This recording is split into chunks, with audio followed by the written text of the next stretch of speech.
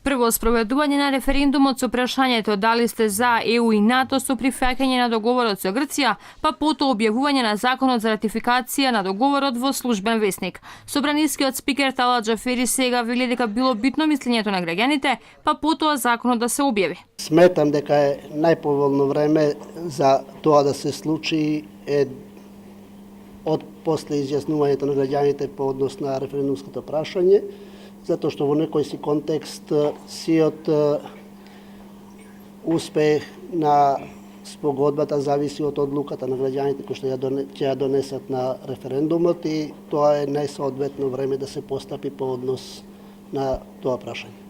Експертите по уставно право велат собранието прави невиден преседан. Со ваквото однесување владеачкото мнозинство признава дека спроведуваат референдум за непостоечки договор, кој пак е предмет на изјаснување на граѓаните. Го повикувам Уставниот суд како чувар на Уставот по службена должност да излезе со став за ваквите прекршувања.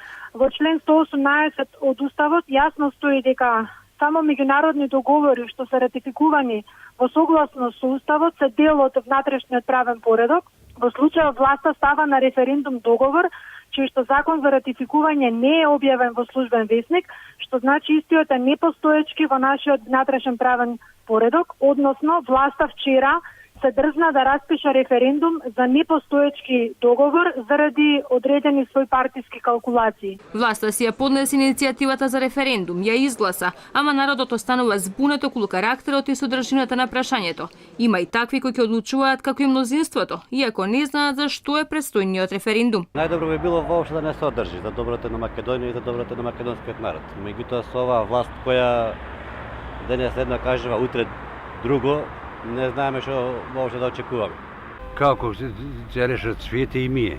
Да, но сега граѓаните треба да одлучат на референдум. Да, како и ние сме не сме против.